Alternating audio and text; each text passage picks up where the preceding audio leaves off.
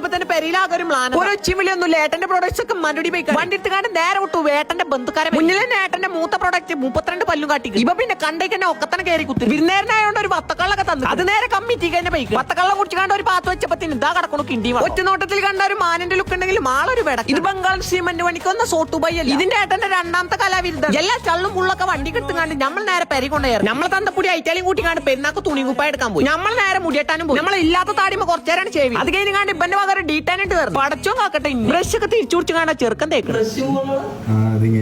ഇതാണ് ഇല്ല ചെപ്പശ്ശേരിയങ്ങാടിയിൽ ഇതുപോലെ ഒരു മാന്യൻ വേറെ അടിപൊളി ക്യാരക്ടറാണ്. Cute smile. സിനിമയ്ക്ക് വരെ വിളിച്ചതാണ്. മമ്മൂട്ടിക്ക് കാവിച്ചിട്ട് പോവാനാണ്.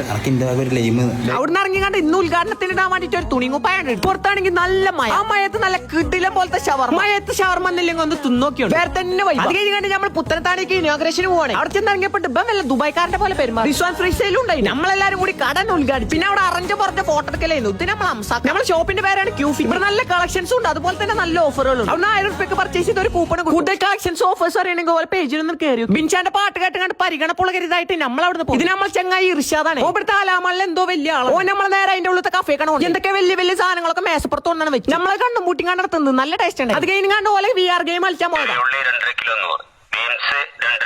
ബാക്കി നാളെ